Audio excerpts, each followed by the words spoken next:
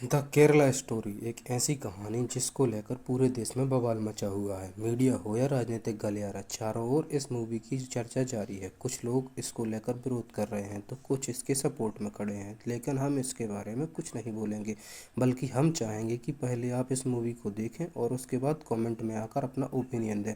Movie की शुरुआत से पहले मैं बस आपको इतना बता दूं कि यह मूवी एक से ज़्यादा सच्ची घटनाओं पर आधारित है, जिसको लेकर इस मूवी को बैन करने की बात भी हो रही थी। मूवी की शुरुआत होती है एक इंटेरोगेशन रूम से, जहां एक लड़की पुलिस वालों को यह बता रही है कि वह अपने देश इंडिया से वहां कैसे पहुंची।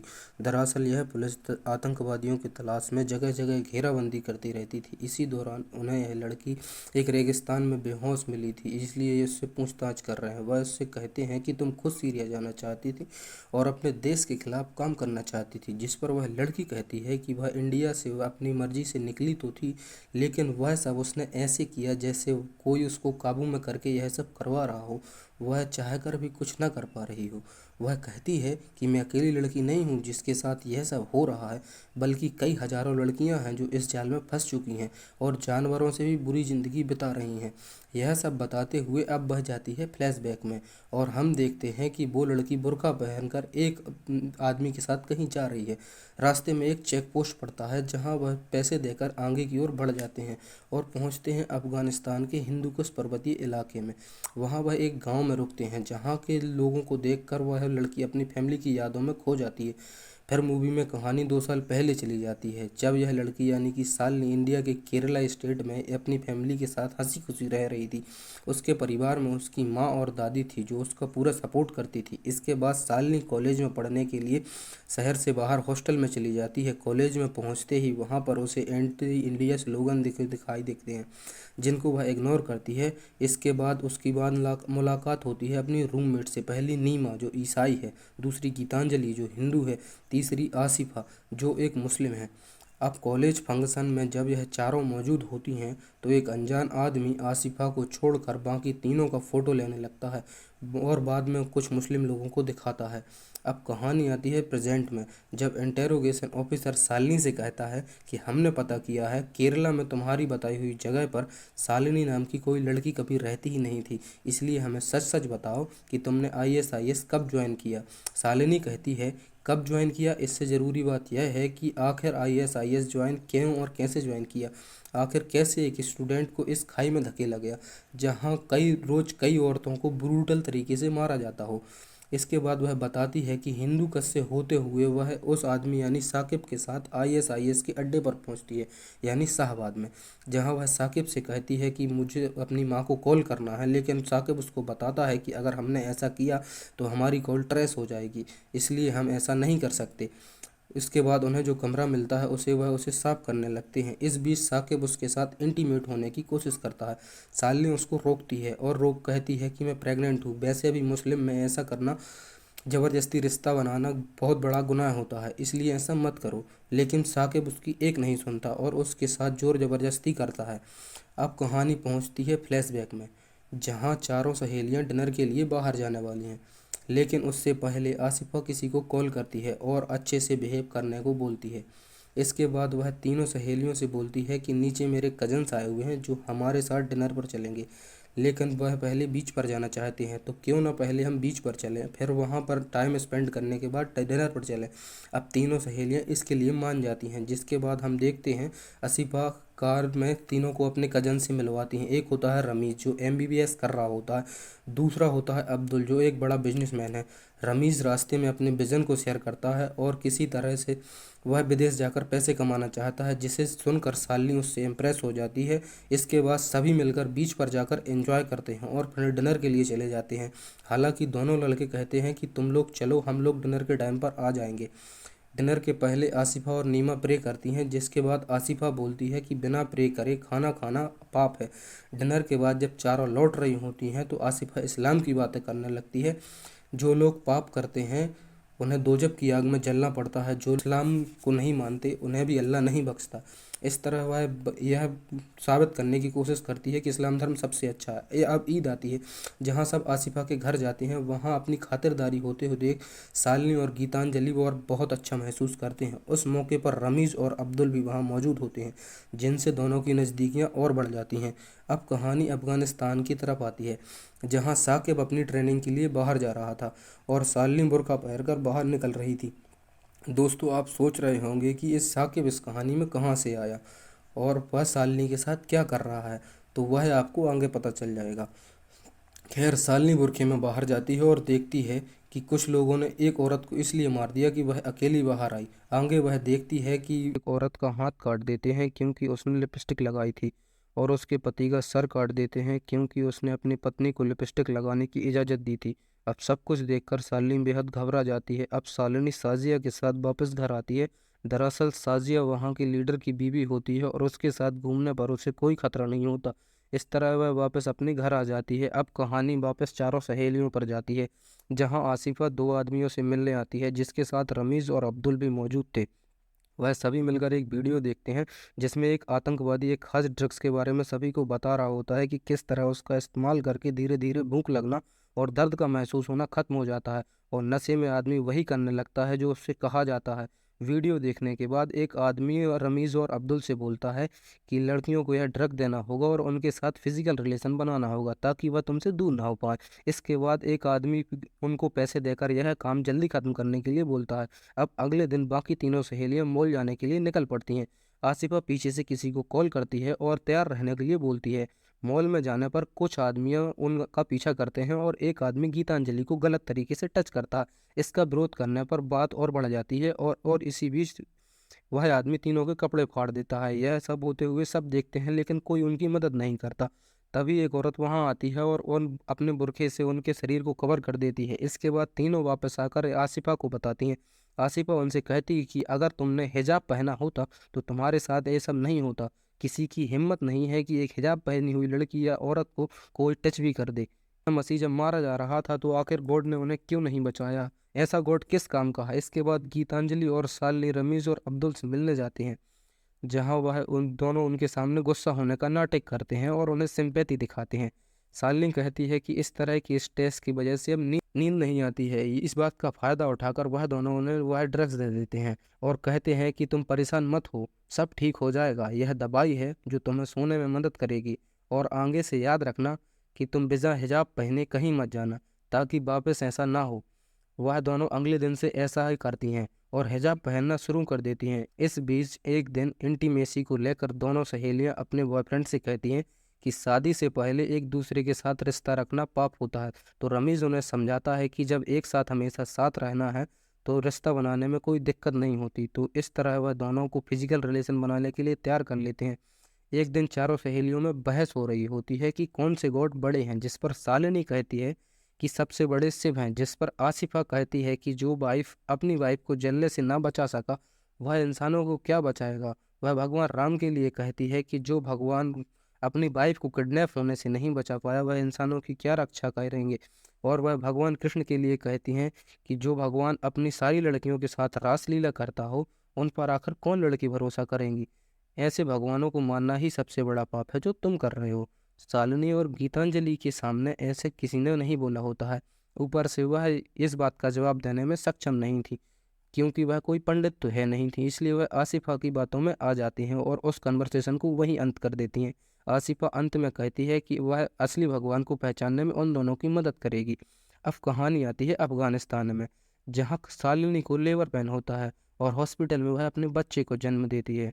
अब उसे पता चलता है कि ईसा काबुल जाने वाला है और इसलिए वह उसके साथ चलने के लिए बोलती है, लेकिन ईसा उससे कहता है कि वह अब यहाँ से कभी नहीं निकल पाएगी। वह ऐसा कहकर वहाँ से चला जाता है। अब शालिनी के बच्चे को बुखार आता है।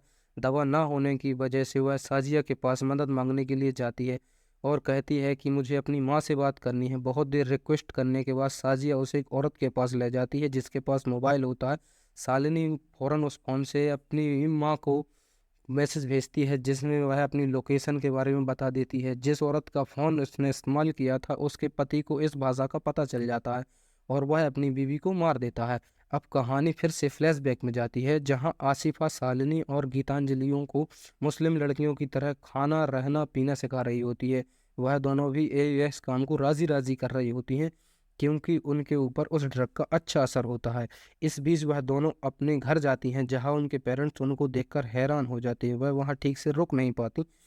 वह वापस कॉलेज आकर हॉस्टल में रहने लगती है। एक दिन आसिफा उन्हें उन दोनों आदमियों को पास लेके जाती है, जो शुरू में उस ड्रग की वीडियो सभी को दिखा रही होती है। आसिफा कहती है कि यह तुम दोनों को इस्लाम के बारे में ठीक से समझाएंगे। इस बीच उन्हें भाग्य लक्ष्मी नाम की एक लड़की पहले से वहां मिलती है, जो एक हिंदू होती है, और उसे एक मुस्लिम लड़के से प्यार होता है। वह कहती है कि मैं अपने प्यार के लिए कुछ भी कर सकती है। इस बीच शालिनी को वोमिटिंग आने लगती है और उसे पता चलता है कि वह प्रेग्नेंट है। वह यह बात रमीज को बताती है। रमीज उससे कहता है कि जब तक वह हिंदू है, घर वाले उसकी शादी उससे नहीं होने देंगे। अगर तुम इस्लाम कबूल कर लो तो हमारी शादी हो जाएगी। अब शालिनी डर जाती है, लेकिन आसिफा उसे समझाती है कि अब रमीज तुम्हारा ख्याल रखने के लिए तैयार है, और तुम्हें उस पर भरोसा है तो क्यों ना तुम इस्लाम कबूल करके उससे निकाह कर लो। इसमें हर्जी क्या है।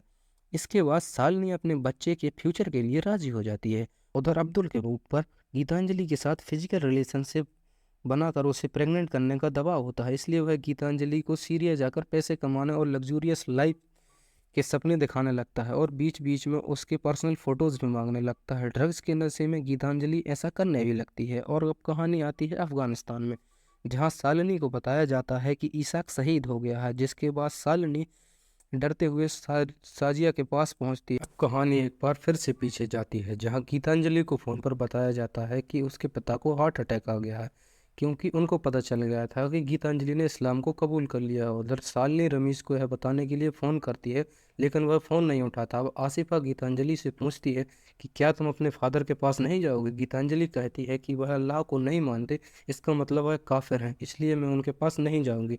तभी आसिफा कहती है कि काफिर होने का गुनाह तब तक माफ़ नहीं होता जब तक उस आदमी पर थूका न जाए या उसे पत्थरों से मार न दिया जाए। इस बात को सुनकर गीतांजलि अपने पिता से मिलने हॉस्पिटल में जाती है और अपने पिता पर थूक कर वहां से जाने लगती है, जिसको देखकर उसकी मां रोने लगती है।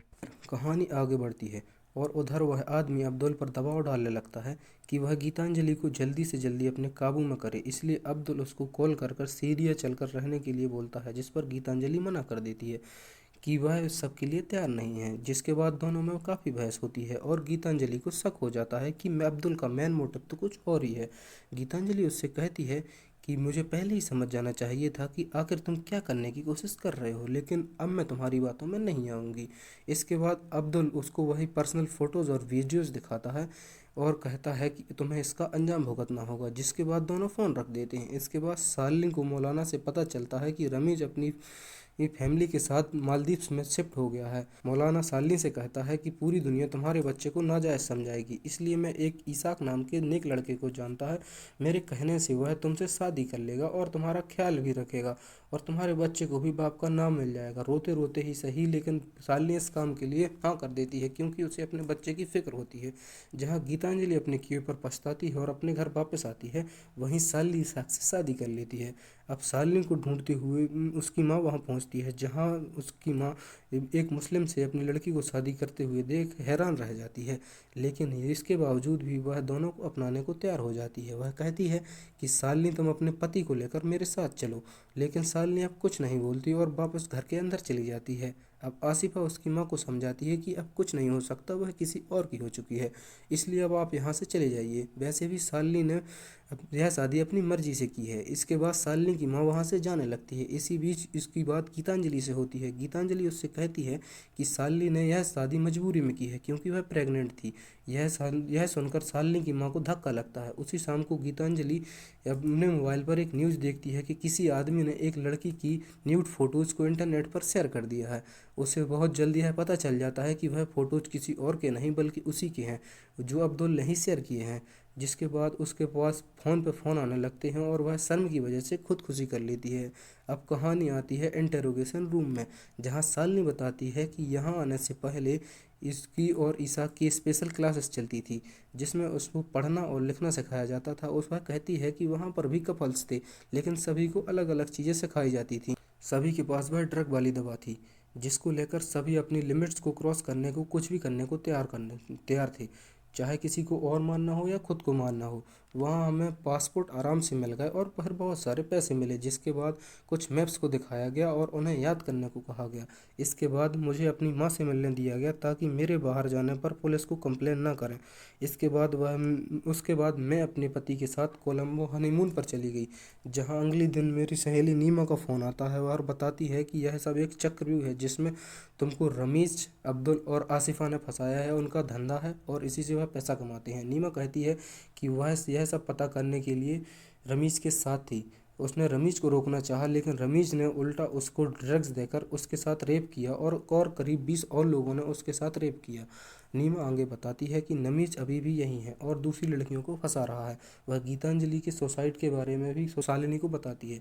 यह सुनकर शालिनी पूरी तरीके से टूट जाती है। उसका दिमाग पूरी तरीके से कमज़ोर हो चुका था।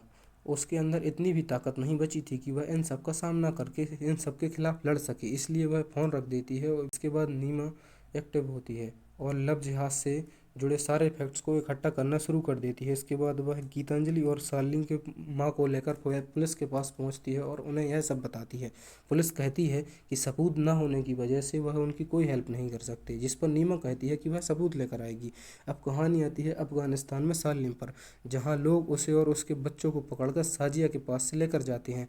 इसके बाद वह उसके बच्चे को ले जाते हैं और शालिनी को बाकी औरतों के साथ कैद कर देते हैं। यहाँ शालिनी को भाग्य लक्ष्मी मिलती है, जो अपने परिवार को छोड़कर एक मुस्लिम लड़के के साथ यहाँ आई थी। वह कहती है कि मेरा पति भी मर गया है और इन सब का भी। जिन सब का पति मर जाता है वह इन आतंकवादियों की गुलाम बन जाती है। वह जब चाहे इनको नोचते हैं और इनका रेप करते हैं। थोड़ी देर बाद एक आदमी आकर शालिनी को वहां से लेकर जाता है। लोग मिलकर उसके साथ भी वही करने लगते हैं, जिसके बारे में भाग्य लक्ष्मी अभी उसे बता रही थी। अगले दिन उन औरतों को कहीं ले जाया जा रहा होता है। शालिनी पढ़ने में होशियार थी, इसलिए उसे मैप याद था। वह समझ जाती है कि उन औरतों को उस वक्त टर्की और सीरिया के बॉर्डर पर ले जाया जा रहा होता है। इसके बाद वह नॉलेज का फ़ायदा उठाते हुए भाग्यलक्ष्मी के साथ और एक औरत को साथ लेकर वहां से भागने का प्लान बनाती है। भागते भागते वह एक रेगिस्तान में पहुंचते हैं, जहां वह आदमी उनका पीछा कर रहे होते हैं। पहले वह उस औरत को निशाना बनाते हैं और अगली गोली भाग्यलक्ष्मी को बढ़ती है, जिसके बाद शालिनी डर के मारे आगे तेज भागने लगती है और उन लोगों के इलाके से काफ़ी दूर निकल जाती है। इसके बाद वह थककर बेहोश हो जाती है और पूरे 17 घंटे बाद ड्रोन की नज़र उस पर पड़ती है, जिसके बाद वहां ले जाया जा रहा होता है, जहां इस वक्त यह सब इंटरोगेशन चल रही होती है। वह कहती है कि मैंने आपको सब बता दिया है, अब आप उन लोगों पर कार्रवाई कीजिए और मुझे घर जाने दीजिए।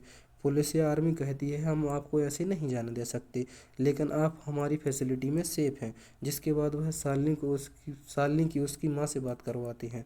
शालिनी जेल से बाहर आती है, जहां वह बुरखे को जलते देखती है और आखिरकार उसे एहसास होता है कि उसने अपनी लाइफ में बहुत बड़ी गलती को अंजाम दिया है।